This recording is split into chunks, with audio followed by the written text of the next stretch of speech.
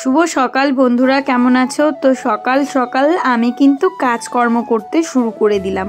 সকালবেলা প্রথমে কিন্তু আমি উঠানটা ভালো করে ঝাড় দিয়ে নিচ্ছি। একটা দিক ঝাড় দিয়েছি, অমনি আমার বরকে বলেছি যে আমাকে একটু মোবাইলটা এনে দাও না, একটু চারিপাশটা ঝাড় দিই।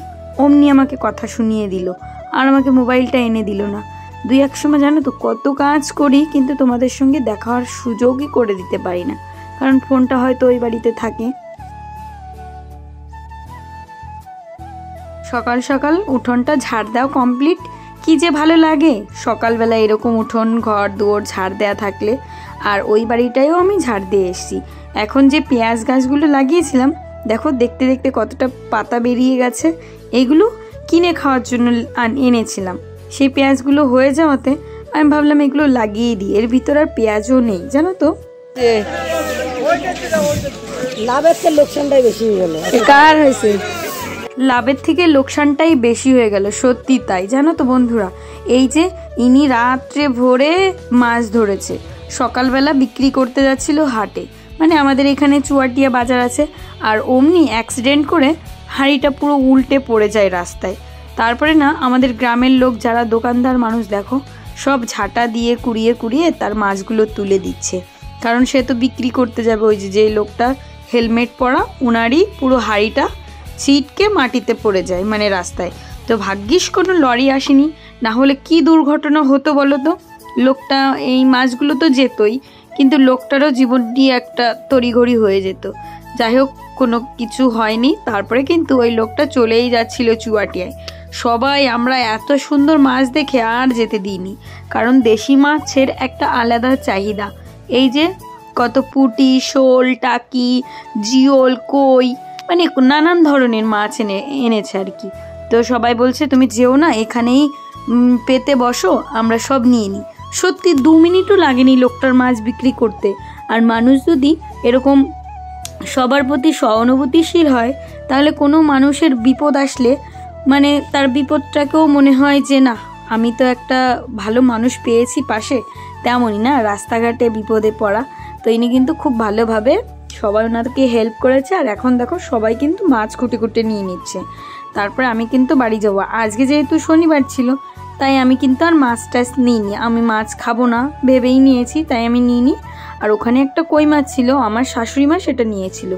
আর এই দেখো উনুনটায় এখন ছাই ফেললাম একটু আগে, এখন লেপে নিচ্ছি। কারণ শনিবারের দিনে রান্নাবান্না যদি করি না, বেশিরভাগ টাইমই লেপে করার চেষ্টা করি। মাঝে মধ্যে 2-1 দিন হয়তো মিস্টেক হয়ে যায়। তো যাই হোক, ভগবানকে বলি যে ঠাকুর আমাকে একটু ক্ষমা করে দিও, না হলে সব কাজ গুছিয়ে নিয়ে করতে গেলে না হয়ে ওঠে না। মেয়ের প্রাইভেট থাকে, স্কুল থাকে, এই করতে করতে যেদিন টাইম পাই ঠিক করেই নিই। কিছু বাসনও আছে, ভাবলাম ওগুলো একটু পরে মাজবো, তার আগে হাতটা ভালো করে ধুই। সেই পচা গোবর একটুখানি রেখে দিয়েছিলাম। আর দেখেছো কি ঠান্ডা পড়েছে, কল চাপলেও কিন্তু কুয়াশার মতো উঠছে, মানে এত ঠান্ডা, মানে হাড় কাঁপানো ঠান্ডা পড়ছে কদিন। আর হাত পা কি অবস্থা, সব একদম ফেটে যাচ্ছে, কারণ এই মাটি কাদার ভিতর কাজ করতে হয়। তো চলো রান্না বান্নার কাজে চলে যাই। সকাল সকাল বাজার ঘাট করে নিয়ে এসছি, বেগুন এনেছি, আর ভেবেছি মুসুরির ডাল রান্না করব।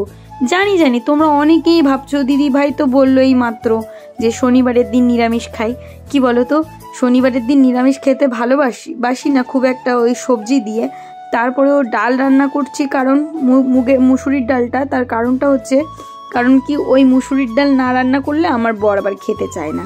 আর মেয়েটা মুগের ডাল মাথা দিয়ে পছন্দ করে, আর আমার না সয়াবিনগুলো বেশি একটা ভালো লাগে না। এটাই হচ্ছে কারণ। তাই জন্য কিন্তু 4-5টা আলু সিদ্ধ দিয়ে দেবো, মানে 3টে আলু 6 ভাগ করে দিয়ে দিলাম। আর এদিকে বেগুন কেটে রেখেছি। এই হচ্ছে আজকের রান্নাবান্না। আর কাকিমা আমাকে একটু পিঠে দিয়ে গেছে, কেনা চালের গুঁড়োর পিঠে বানিয়েছে, কিন্তু পিঠেগুলো ফুলেছে, কিন্তু ভিতরে একদম শক্ত, খেতে পারিনি।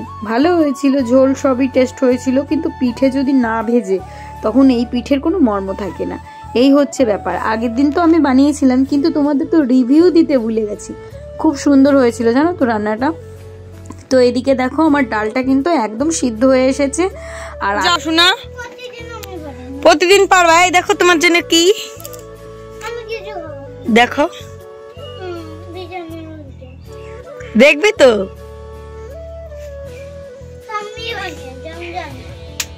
তাই আয়, নিয়ে আয়, দুধ নিয়ে আয়, যা। আমি রান্না রেখে কি করে যাবো? যাও বাবা, রান্না রেখে আমি যেতে পারছি না, শোনা। যা।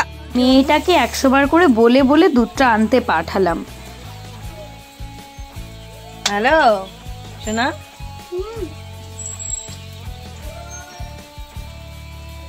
আমার মেয়েটাও ঠিক আমার মতো হয়েছে, ওর কাছেও এই পিঠিটা খুব ভালো লাগে, যেমন আমারও। সিঞ্জিনি দাও বাবা। খেয়েছো? কটা খেয়েছো? দুটো? বাহ, খাও খাও। সকাল সকাল রান্না বান্না কমপ্লিট করে সিঞ্জিনিকে পাঠিয়ে দেবো স্কুলে, আর আমি তার ফাঁকে একটা জায়গায় যাব। তোমরা একটু ওয়েট করো, প্রথমেই তো দেখে বুঝতে পেরেছো। চলো কোথায় যাই। সব কিছু নিয়ে বসে পড়েছি। এখানে বেগুন ভেজেছি, ডাল রান্না করেছি, আলু সিদ্ধ দিয়েছি, লেবু কেটেছি, আর কি লাগে, এটাই অমৃত সমান খাবার দাবার। তো সিঞ্জিনিকে বলছি তাড়াতাড়ি করে হাত ধুয়ে নাও, স্কুলে যেতে হবে, তারপর ওকে তো খাইয়েও দিতে হবে। তারপরে কিন্তু ঘরে এসে আমি মেয়েটাকে স্নান করিয়ে দিয়েছি, এখন ভালো করে চুল আঁচড়ে দিয়েছি। দেখো কীরকম কাঁপছে, আর ওকে না চুলটা আগে বেঁধে পাঠাতাম, কিন্তু ওর মাথাটা এত ভিজে থাকে, চুলটা ভিজে থাকার জন্য ওর ঠান্ডা লেগেই থাকে। ওই জন্য আজকে ভাবলাম যে একটু হেয়ারব্যান্ড দিয়ে দিই, চুলটা শুকিয়ে যাবে। বেঁধে রাখলে চুল ভিজেও থাকে, গন্ধও হয়ে যায়। তাই জন্য কিন্তু আজকে শুধু চিরুনি দিয়ে হেয়ারব্যান্ডটা পরাতে গিয়ে মেয়েটার আবার মুখে লাগলো। যা, কি হবে, মেয়েটার আবার ব্যথা পেয়েছে, তাই ভাবলাম যে চলো মা তোমাকে একটু চুমু দিয়ে দিই। সিঞ্জিনি এখন স্কুলে যাবে, তো ওকে এখন স্কুলে দিয়ে আসি। তো চলো, তাই না মামা?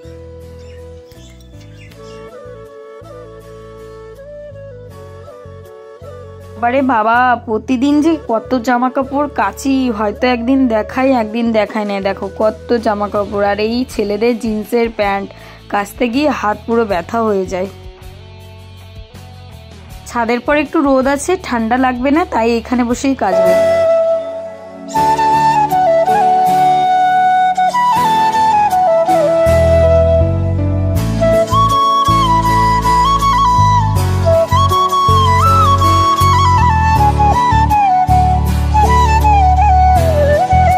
নোংরা জামা কাপড়গুলো মানে মোটামুটি নোংরা হয়, খুব হয় না।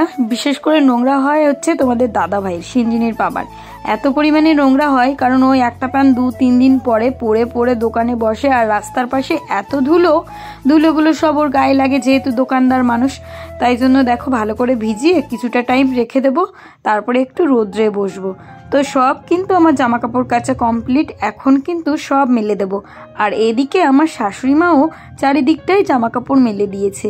তো আমার তো খুব একটা বেশি না, তবু ওই 1 বালতি আমার হয়ে যাবে। 3-4টে দড়ি আছে, তো কোনো অসুবিধা হবে না।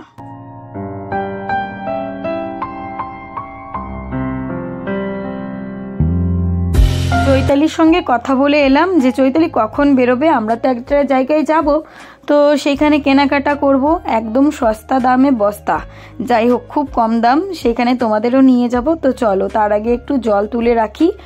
আজকে আর জল গরম সেভাবে দেওয়া হয়নি, এইখান থেকেই মানে স্নানটা করে নেবে আমার বর। তাই জন্য কিন্তু বেশি করে একটু জল গরম করতে দিয়ে রোদ্রে বসিয়ে দিয়ে যাচ্ছি, যাতে একটু গরম হলেও স্নান করতে পারবে। আর ট্যাঙ্কির জল বুঝতেই পারছো একদম কনকনে ঠান্ডা থাকে।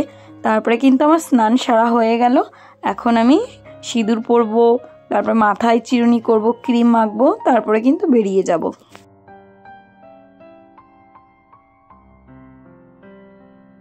তোমাদের কি শীতকালে শপিং হয়ে গেছে? শীতকাল তো প্রায় চলেই গেল, আর দেখতে দেখতে একটা মাসই আছে। তো এই দিনগুলো মনে হয় খেয়ে ঘুরে সব কিছুতে মজা, পিকনিক করে। তো চলো এখন বেরোনো যাক। বন্ধুরা আমরা রেডি হয়ে গেছি, এখন যাব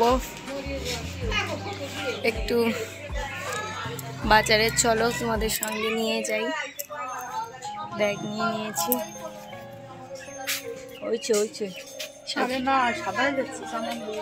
আমরা কিন্তু রাস্তায় দাঁড়ানোর সঙ্গে সঙ্গে বাসটা পেয়ে গেছি, বাসে উঠে পড়লাম। বইখোলা যাচ্ছি, ব্রিজের পাশে একটা সুন্দর হাট বসেছে, সেইখানে আমরা কেনাকাটা করতে যাচ্ছি। সকালবেলা থেকে বিকাল 4টে পর্যন্ত হয়। তো বান্ধবীর কোলে মাথা দিতে দিতে চলে যাচ্ছি, ভীষণই মজা লাগছে। আর আমাদের সঙ্গে অনেকগুলো বউও গেছে। তো দেখো এখানে কিন্তু প্রথমে ঢুকে দেখি খুব একটা দোকান আসেনি, কিন্তু অনেকগুলো একসঙ্গে মাল নিলে কিন্তু কম দাম নেয়। একটা দুটো নিতে গেলে একটু দামাদামি করে তারপরে বলে তারপরে নিতে হয়। তো এখানে অনেকক্ষণ ঢুকেছি জানো তো, প্রায় 1 ঘন্টা। কিছু পছন্দ হচ্ছে না, আর যেটা পছন্দ হচ্ছে, যে সাইজটা চাচ্ছি সেটা আর পাচ্ছি না। তো এই জিনিসটা আমার কাছে খুব পছন্দ হয়েছে। এই জিনিসটার দাম বলছে 350 টাকা। তো আমি বলেছি 200 টাকা দিলে নেব, কিন্তু ওই লোকটা আমাকে 3-4 বার করে ফিরিয়ে দিয়েছে। তারপরে গিয়ে আমি 300 টাকা দিয়ে এই জিনিসটা নিলাম। আর এখানে ব্লাউজ, মেয়ের সোয়েটার ভেবেছিলাম নেব, কিন্তু মেয়ের সাইজে সেই সোয়েটারগুলো পাচ্ছিলামই না। খুব সস্তা না হলেও এই বাজারে গিয়ে যদি একটু কেনাকাটা করতে পারে এমন মানুষ গেলে ঠিক নিতে পারবে। দেখে বেছে মানে অনেক কথা বলে তারপরে কিন্তু আনতে হবে। তো আমি এখানে মোটামুটি 1টা কি 2টো জিনিসই কিনতে গেছিলাম, আর বিশেষ করে দেখতে গেছিলাম, আর তার থেকে বড় কথা তোমাদের দেখাতে গেছিলাম। তো যাই হোক, দেখো চৈতালি ওর মেয়ের জন্য সোয়েটার প্যান্ট খুঁজছিল। তারপরে গিয়ে আমার একটা এরকম সোয়েটার ইচ্ছা ছিল নেওয়ার, কিন্তু এতটা বড় কেমন একটা লাগছে। আমি একটি ইয়েলো কালার চাইছিলাম, কিন্তু এটা 200 টাকা বলছিলাম, কিন্তু দিল না, তাই আর নিলাম না। তারপরে যাই হোক, দেখো আমার কিন্তু অনেকটা টাইম এখানেই ছিলাম আমরা সবাই। তারপরে যারা আমাদের সঙ্গে গেছিল তাদের বললাম যে আমাদের মেয়েরা আছে, নাচের ক্লাস আছে, তো তাই কিন্তু বাড়ি যেতে হবে। আর স্কুল থেকে এসে যদি দেখে মা বাড়িতে নেই, আর মেয়েকে তো বলেও আসা হয়নি, বলতে পারো মেয়েকে সারপ্রাইজ দেবো, যা নিলাম। তো এখন বাসও ঢুকে পড়েছে, এখন কিন্তু আমরা বাসে উঠে পড়বো। আসার সময়ও আমাদের খুব একটা বাসের জন্য ওয়েট করতে হয়নি, আর যাওয়ার সময়ও তাই। তো দেখো আমাদের বাড়ি থেকে কিন্তু খুব একটা দূর না, ওই 15 মিনিট লাগে বাসে করে গেলে। তো তারপরে এই বাসে দেখি নাচের ম্যাডামও আসছে। চলো তাহলে কি কি কেনাকাটা করলাম ব্যাগ ভরে তোমাদের একটু দেখিয়ে দিই একবারে। তো এই যে দেখো আমার শাশুড়ি মা দাঁড়িয়ে আছে, আর আমি বললাম কি যে সিঞ্জিনি তাড়াতাড়ি বেরো, তোমার জন্য কি এনেছি দেখে যাও। মেয়ে তো ঘরের ভিতর ছিল, মোবাইল দেখছিল মনে হয়। তারপরে ওকে ডাকলাম, কি এনেছি দেখো, চোখ বন্ধ করো, এদিকে তাকাই, চোখ বন্ধ।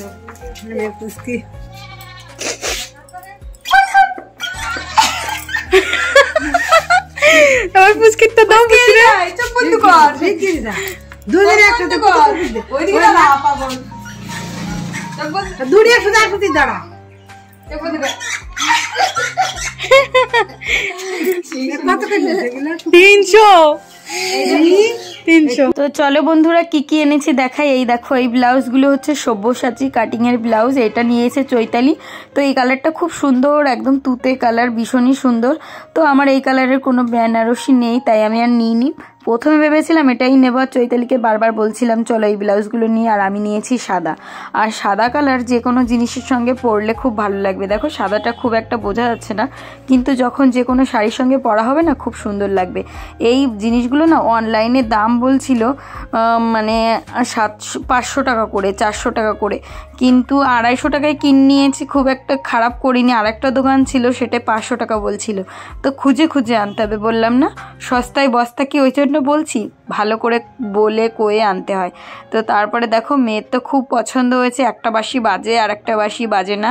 আর পুচকি কিন্তু দু দোকান থেকে আনা হয়েছে, তো পুচকিটা 300 টাকা নিয়েছে, আর আমার মেয়েরটা 290 টাকা নিয়েছে, 10 টাকা কম। তো যাই হোক, তারপরে দেখো আমার শাশুড়ি মা পিঠে দিয়েছে সব, এই কোটায় আমার ননদ এসেছে, আর এই পিঠেটা আমার ননদ নিয়ে এসেছে দেখো। তো আমার শাশুড়ি মাকে আমি নিজে পিঠে বানিয়ে দিলে খাই না, তো কেউ দিলে কি খায়, তাই বলছে আমার নিজের হাতের পিঠেই খাই না, তাই বলছে। আর পিঠেটা এইখানে কৌটার উপর রেখেছে, আমি এটা খুলতে গেছি, আমি ভুলে গেছি, আর অমনিই পড়ে গেল। তো আমার ননদ তো এসেছে, তোমাদের বললাম পিঠেগুলো ওই নিয়ে এসেছে, তাই আমার শাশুড়িমাকে নিজে আমি বানিয়ে দিই, তাই কোনো সময় খাই না। তো যাই হোক, কোনো ব্যাপার না, আমার হাতের পিঠে খায় না, কি আর করবো, কেউ কিছু দিলেও খায় না। তো উনি যদি আমাকে কিছু দেয় আমি খাওয়ার চেষ্টা করি। তো চলো বন্ধুরা, নেক্সট ব্লগে তোমাদের সঙ্গে আরও গল্প হবে। মানে ভিডিওটা কেমন লাগলো বলো। সবাইকে টাটা, দেখা হচ্ছে আর একটি সুন্দর ব্লগ নিয়ে। বাই, তোমরা ভালো থেকো, সুস্থ থেকো, আর আমাকে একটু সাপোর্ট করো, ভালো থেকো।